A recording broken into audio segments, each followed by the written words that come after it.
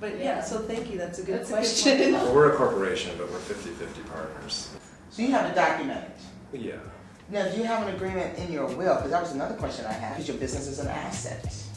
You see, it's like, okay, what happens if? We've just been recently talking about wills because we don't have a will either of Okay, us. so it's important for people to think about, well, what happens if, one of the questions I had is, well, is there an exit strategy? What if the one person decides, I'm tired, I'm bored, I hate this business, I no longer want to be here? What in the world do you do? I think we'd hire somebody if we could to take over that person's duties in the company. I mean, Okay. in a way, and it'd be hard because we're just the designer. But at some point, we may have hire on designers as well to take over that piece. But we view it as like our Oh, she said what? but our business grew out of us, right? Our business grew out of our relationship, and our marriage Yes. is the most important thing is the two of us. Sure. Period. And the health of our relationship is everything. And so we have this company it's like our baby, and it's sort of grown out of us. And so we're trying to maintain the separation between like the company and then personal. Right. So seriously, I can sort of see the goal would be that if one of us was tired, fatigued, they needed some time off, we have things structured so that they could step back if they needed to. She loves the exit strategy concept and uses it very liberally, actually. And we've talked a lot about, as far as her opening the business has been really strenuous and working 7 days a week, 14-hour-long days. And she, at one point, had to be like, okay, I need an exit strategy to be able to have a day off and to have a life.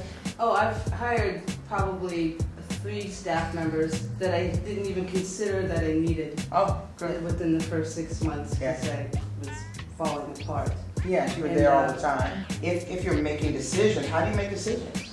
Like if all of a sudden it's like, we're having a disagreement, we've come to an impasse, how do we move forward?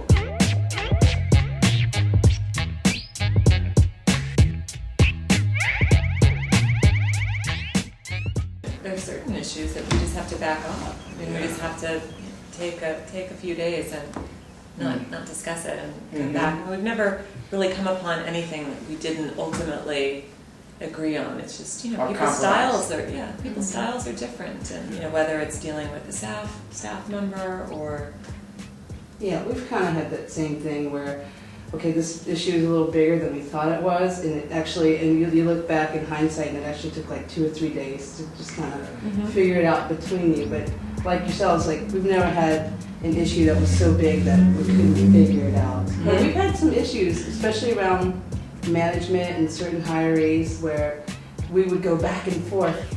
Like One time for about hiring or firing or how to manage your And staff? Yeah, just ideas of how to structure, the certain areas of the restaurant, and how to work and deal with a certain personality and that kind of stuff. I think it's important too that we're contributing in very different parts of the business, right? So That's right, you have the front of the house. I'm definitely the expert in the front of the house, and Brenda, kind of trusts me and is like, okay, here it is, go with it. A lot of it, if there's problems that come up in the front of the house, it's definitely some intense negotiation, and I am very much bring my skills to the table, and you gotta work it out. What type of compromise strategies do you use so you can employ them going forward?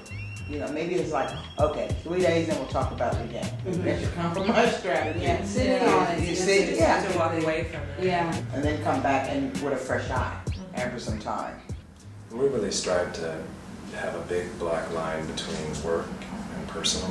Oh, good. How do you do that? Because that's one of my questions. How do you make that balance? And how do you separate the two? Because I know you love what you do. I know you do it all the time. Yeah. So how do you decide we're not even going to talk about the business today?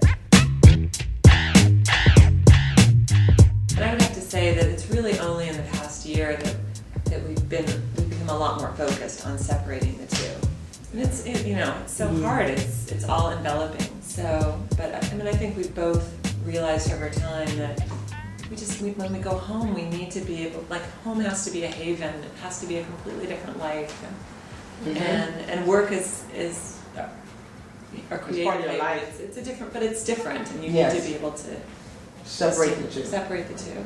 But basically, we've decided, we don't like